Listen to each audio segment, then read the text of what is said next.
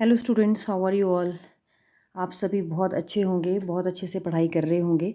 Last video में हमने electron gain enthalpy के बारे में पढ़ा था। So in today's video we are going to do about some important questions which are based upon electron gain enthalpy. जो कि सबसे ज़्यादा इंक्लूड करने वाला है वो क्वेश्चंस जो एक्सेप्शनल है।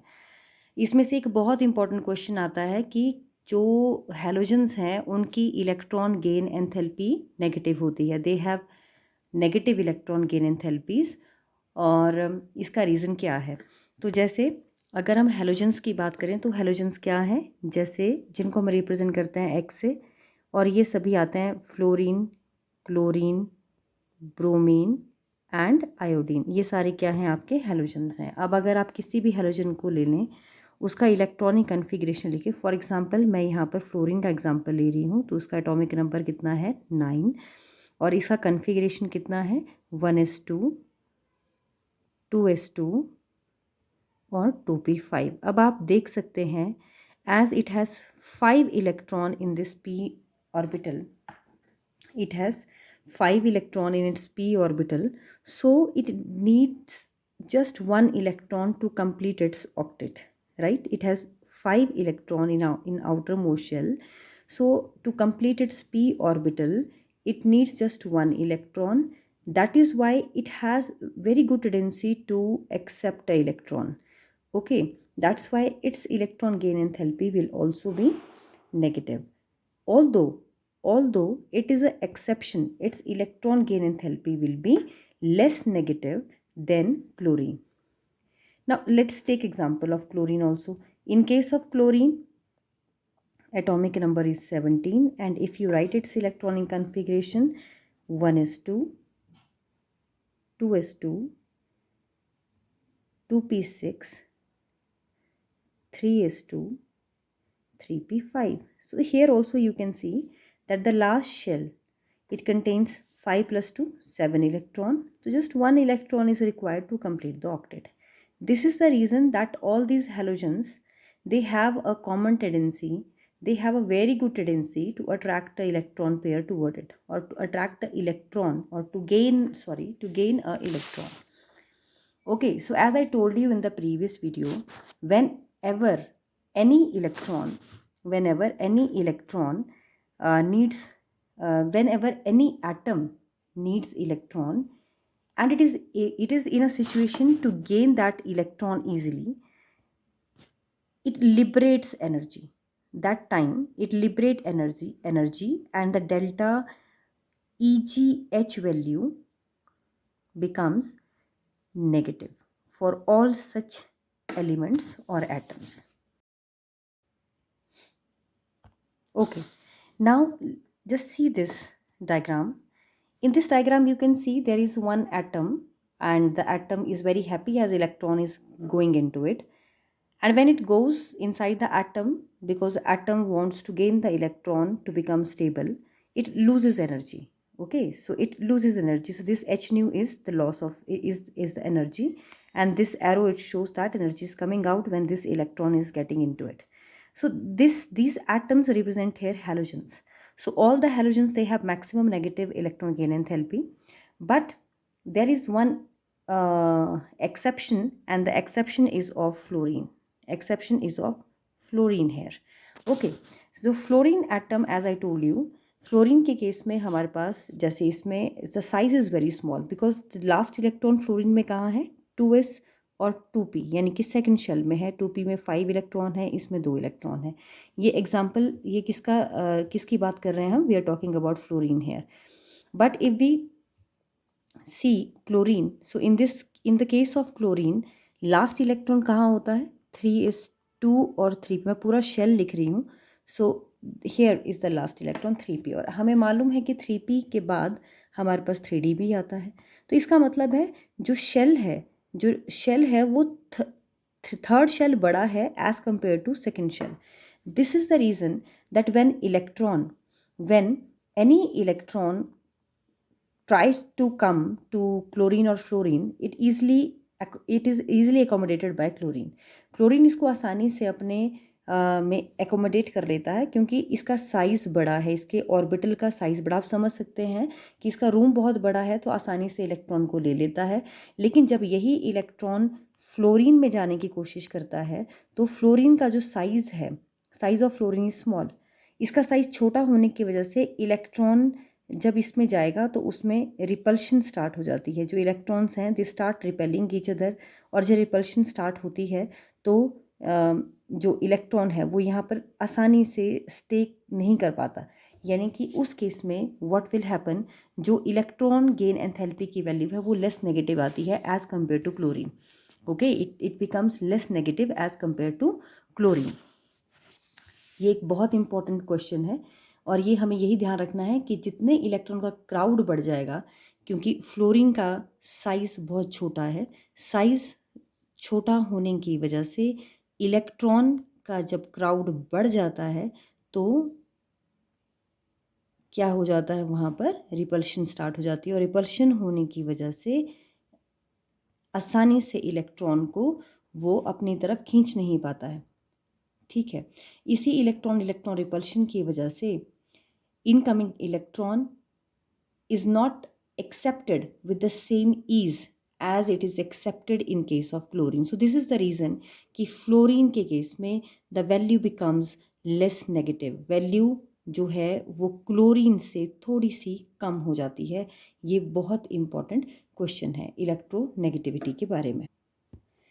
And this case is similar in for like every atom of, mostly, like if you see the elements which are present towards the end of your periodic table, towards the right side of your periodic table, जैसे आप देखेंगे oxygen की family में oxygen की electron gain enthalpy less negative होगी, it will be less negative than your than sulphur, less negative than sulphur. Similarly fluorine का case हमने discuss किया, ये भी क्या हो जाएगी, less negative from as compare to chlorine. और इसी तरह से अगर हम नाइट्रोजन की भी बात करें तो वहाँ भी यही प्रॉब्लम आएगी। अब ये सारी चीज़ें हमारे पास क्यों हो रही हैं, आपको यही ध्यान रखना है कि ये जो एटम है, जो पहले एटम है इन इस पीरियड में जब हम चलना शुरू होते हैं, जो फर्स्ट एलिमेंट्स हैं उनका साइज़ बहुत स्मॉल है। साइज़ स्मॉल होने की वजह से वो इलेक्ट्रॉन को आसानी से अपनी तरफ खींच नहीं पाते हैं, and if they are not able to attract those electron, they are not able to gain those electron easily, तो वो एनर्जी लिबरेट नहीं कर पाते, इसलिए less amount of energy liberate होता है, less amount of energy liberate होता है। अब यहाँ पर एक चीज़ है, जैसे ही आप ग्रुप में चलना शुरू होते हैं, आपने पढ़ा था कि जब हम ग्रुप में चलते हैं तो साइज़ क्या हो जाता है, साइज़ बड़ा हो जाता है। साइज़ बड़ा होने की वजह से इलेक्ट्रॉन के लिए न्यूक्लियस का अट्रैक्शन इतना अच्छा नहीं होता है, तो इलेक्ट्रॉन आसानी से एटम गेन नहीं करता जब हम ग्रुप में आते हैं, बिकॉज इंक्रीज इन साइज। तो उस हिसाब से फ्लोरीन और क्लोरीन में क्लोरीन की इलेक्ट्रॉन गेन एंथैल्पी फ्लोरीन से कम होनी चाहिए थी, बट फ्लोरीन की कम है एज कंपेयर टू क्लोरीन। ये मतलब है जो अभी हम इस पॉइंट को स्टडी कर रहे हैं कि ग्रुप में जब हम चलते हैं तो एटम की electron gain enthalpy less negative होनी चाहिए या पॉजिटिव हो जानी चाहिए, यानी कि उसमें इलेक्ट्रॉन को आसानी से नहीं आना चाहिए। लेकिन फ्लोरीन और क्लोरीन या ऑक्सीजन या सल्फर की बात करें तो ऑक्सीजन की इलेक्ट्रॉन गेन एंथैल्पी सल्फर के कंपैरिजन में लेस नेगेटिव होती है, जबकि होनी चाहिए more negative.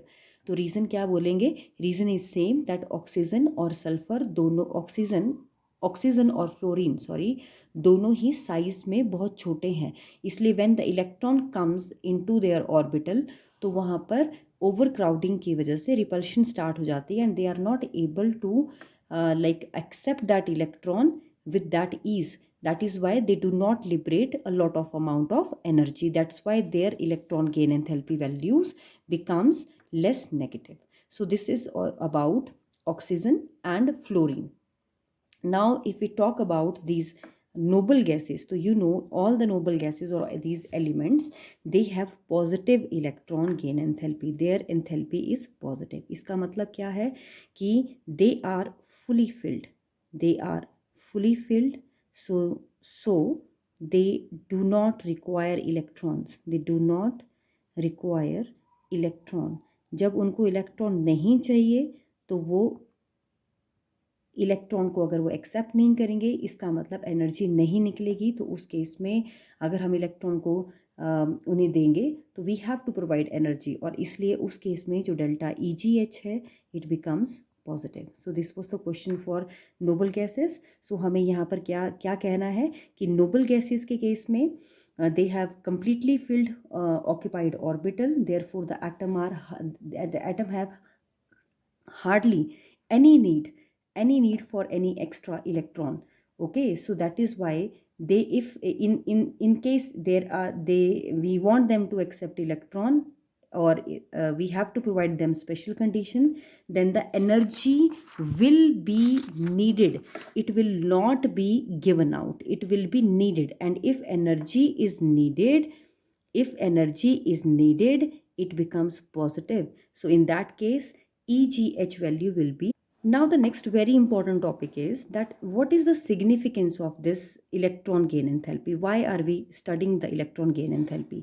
Now see, if we know about electron gain enthalpy, तो जो elements होते हैं जिनकी electron gain enthalpy काफ़ी high आती है, हाई वैल्यू आती है, किस चीज़ की हाई वैल्यू आती है?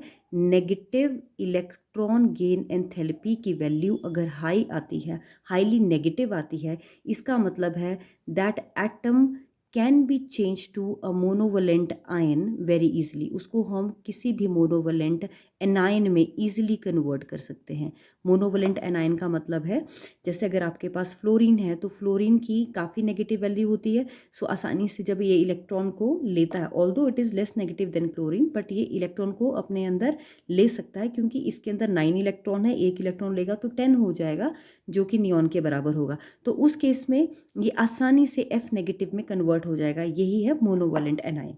दूसरी चीज़, element which have high value of negative electron gain enthalpy, they are good oxidizing agent. Good oxidizing agent कौन से होते हैं? गुड ऑक्सीडाइजिंग एजेंट वो होते हैं जो इलेक्ट्रॉन को एक्सेप्ट करते हैं। ये दूसरे से इलेक्ट्रॉन लेने का मतलब है दूसरे को ऑक्सीडाइज करना और खुद रिड्यूस हो जाना। तो ये एलिमेंट एक बेहतर ऑक्सीडाइजिंग एजेंट होते हैं क्योंकि ये दूसरों से इलेक्ट्रॉन लेकर के अपनी ज़रूरत को पूरा कर सकते हैं। तो they becomes very good oxidizing agent.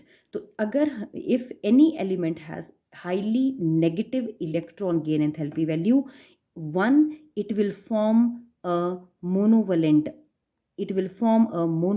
anion. Number two, it will behave as a good oxidizing agent. Very, very important point. Now there is one more very important topic, that is electron gain enthalpy and the electron gain enthalpy and electronegativity. अब ये electronegativity क्या है? अब देखिए, maximum atom involve होते हैं किसी भी बॉन्ड फॉर्मेशन में, है ना? तो जो उनका इलेक्ट्रॉन्स होते हैं, अगर वो एटम्स डिफरेंट हैं, उनकी टेंडेंसी किसी इलेक्ट्रॉन को लेने की डिफरेंट है, तो ये जो उनमें कोई भी एटम है वो या तो उस पूरे के पूरे शेड पेयर को अपनी तरफ खींच लेता है, ठीक है, या वो उससे दूर चले जाते हैं। जैसे मैं यहाँ पर कहना चाहती हूँ कि जो बी है उसकी नेचर है इलेक्ट्रॉन को लेने की, क्योंकि उसका अपना उसका नेचर है इलेक्ट्रॉन को एक्सेप्ट करने का, वो इलेक्ट्रॉन को एक्सेप्ट कर सकता है। तो वो क्या करेगा, वो इस शेड पेयर को, कोई भी बॉन्ड होगा, just see if you form a bond, कभी भी आप कोई बॉन्ड बनाते हैं तो कोई भी बॉन्ड हमेशा आपके पास कितने इलेक्ट्रॉन से बनेगा? 2 इलेक्ट्रॉन से बनेगा। अब हम क्या करेंगे, हम यहाँ पर 2 एटम को ज्वाइन कर देंगे। ये दोनों एटम डिफरेंट है, इनका नेचर डिफरेंट है, इसमें से एक एटम की आदत है लेने की, तो वो क्या करेगा, इस पूरे शेड पेयर को, हम इस पूरे बॉन्ड के इलेक्ट्रॉन को, जो 2 इलेक्ट्रॉन को, इनको हम क्या कह रहे हैं? ये शेयर पेयर है, ये शेयर किया हुआ पेयर है, तो ये शेयर्ड पेयर है जिसकी वजह से बॉन्ड बना है। तो ये पूरा का पूरा शेयर्ड पेयर ज़्यादा किसकी तरफ चला जाएगा? इस मोर इलेक्ट्रोनेगेटिव बी की तरफ चला जाएगा, यानी कि ये शिफ्ट हो जाएगा ज़्यादा बी की तरफ। और ए की तरफ कम हो जाएगा। इस तरह से ए के पास पॉजिटिव चार्ज आ जाएगा और बी के पास नेगेटिव चार्ज आ जाएगा। तो ये जो रिलेटिव इलेक्ट्रॉन अट्रैक्टिंग टेंडेंसी है ना, ये जो इलेक्ट्रॉन को अट्रैक्ट करने की टेंडेंसी है किसी भी एटम की for shared pair of electron, उसी को ही हम इलेक्ट्रोनेगेटिविटी बोलते हैं। यानी कि जब हमारे पास कोई एटम है वो किसी भी बॉन्ड के इलेक्ट्रॉन्स को अपनी तरफ खींच लेता है और दूसरे को डिप्राइव कर देता है, दूसरे को इलेक्ट्रॉन की कमी कर देता है, खुद को वो दोनों इलेक्ट्रॉन अपनी तरफ ही खींच लेता है, तो इसी को ही हम क्या बोलेंगे, इलेक्ट्रोनेगेटिविटी बोलेंगे। अब ये इलेक्ट्रोनेगेटिविटी किसकी ज़्यादा होती है? ऑब्वियसली ये आपके पीरियोडिक टेबल में हैलोजेंस की ज़्यादा है। हैलोजेंस की इलेक्ट्रॉन अट्रैक्टिंग टेंडेंसी बहुत ज़्यादा होती है, क्योंकि हैलोजेंस में लास्ट इलेक्ट्रॉन में अगर आप कन्फिग्रेशन देखें, मैं ये जनरल कन्फिग्रेशन लिख रही हूँ, तो this general configuration is NS2 NP5। यानी कि फॉर एग्जांपल जैसे मान लो मैं अगर इसी को फ्लोरीन के लिए लिखूं तो ये क्या बन जाएगा 2s2, ये बन जाएगा 2s2 2p5। इसी तरह से अगर मैं क्लोरीन के लिए लिखूं तो ये हो जाएगा 3s2 3p5। तो अगर आप यहाँ देखें तो इनके लास्ट ऑर्बिटल में बस एक इलेक्ट्रॉन की कमी है पूरा होने से, यानी कि they have just one electron deficiency and if they get the one electron they can become stable. So these atoms they have very good tendency to attract the shared pair of electron themselves, इसलिए इनकी electronegativity बहुत ज़्यादा होती है। तो हमारे लिए जानना क्या इम्पॉर्टेंट है कि इलेक्ट्रोनेगेटिविटी टेंडेंसी है किसी भी एटम की शेयर्ड पेयर ऑफ इलेक्ट्रॉन को अपनी तरफ खींचने की। शेयर्ड पेयर ऑफ इलेक्ट्रॉन मतलब वो पेयर जो किन्हीं दो एटम के बीच में है बॉन्ड की फॉर्म में, उसको हम शेयर्ड पेयर बोलते हैं। So it is a relative electron attracting tendency, ये एक रिलेटिव इलेक्ट्रॉन अट्रैक्टिव टेंडेंसी है और ये सिर्फ एक स्केल है ना, ये एक स्केल है रिप्रेजेंट करने का किसी भी एटम की टेंडेंसी को। लेकिन अगर हम इलेक्ट्रॉन गेन एंथैल्पी के बारे में करें तो इलेक्ट्रॉन गेन एंथैल्पी क्या है? It is absolute attracting tendency है किसी भी एटम की जो इलेक्ट्रॉन को बाहर से अपने अंदर लेता है, और जब इलेक्ट्रॉन एंटर करता है तो एनर्जी का लिबरेशन होता है, एनर्जी बाहर निकल जाती है। तो हम ये और इसकी यूनिट क्या है? इसकी यूनिट होती है, हमने पहले ही पढ़ लिया है, इसकी यूनिट होती है जूल पर मोल या इलेक्ट्रॉन वोल्ट पर एटम। ये किसकी यूनिट होती है? ये यूनिट होती है आपके पास इलेक्ट्रॉन गेन एंथैल्पी की। तो so in today's video what we have studied कि although electron gain enthalpies they becomes more negative when we move in periods, that is left to right, and they become less negative, or you can say positive, when we go down. What does it mean? इसका मतलब है कि group में जब चलेंगे तो atom electron को आसानी से एक्सेप्ट नहीं करते हैं, लेकिन जब पीरियड में चलते हैं तो आसानी से एक्सेप्ट करते हैं, तो वो एनर्जी को छोड़ देते हैं, एनर्जी को निकालते हैं। जब एनर्जी को निकालेंगे तो उस केस में जो EgH होता है वो क्या हो जाता है? नेगेटिव। दूसरी चीज़ है कि ये जो इलेक्ट्रॉन गेन एंथैल्पी है वो जो पहले एटम है, जैसे आपके पास ऑक्सीजन आ गया तो ऑक्सीजन की लेस नेगेटिव होती है सल्फर से, और इसी तरह से जो आपका फ्लोरीन है उसकी भी लेस नेगेटिव होती है क्लोरीन से। और ये क्यों होता है? क्योंकि इन दोनों का जो साइज़ है वो बहुत स्मॉल होता है, और स्मॉल साइज़ होने की वजह से they have very very high repulsion in them, उनके बीच में बहुत ज़्यादा रिपल्शन होता है। तो ये पॉइंट्स याद रखिए, ये बहुत इंपॉर्टेंट पॉइंट है इलेक्ट्रॉन गेन एंथैल्पी के लिए।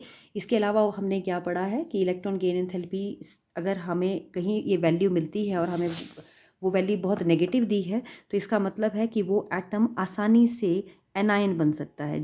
जो भी एटम की इलेक्ट्रॉन गेन एंथैल्पी बहुत नेगेटिव होगी वो आसानी से मोनोवेलेंट एनायन बनेगा। ध्यान रखिएगा, वो मोनोवेलेंट एनायन बनेगा। और एनायन में अगर आप इलेक्ट्रॉन डालेंगे, अगर आप किसी एनायन में इलेक्ट्रॉन डालेंगे तो उसकी एनर्जी नेगेटिव नहीं आएगी, इट विल बिकम पॉजिटिव, जो कि बहुत इंपॉर्टेंट कॉन्सेप्ट, बहुत ही इंपॉर्टेंट पॉइंट है। तो ये था इलेक्ट्रॉन गेन एंथैल्पी के बारे में और इलेक्ट्रोनेगेटिविटी के बारे में। देखने के लिए बहुत बहुत धन्यवाद।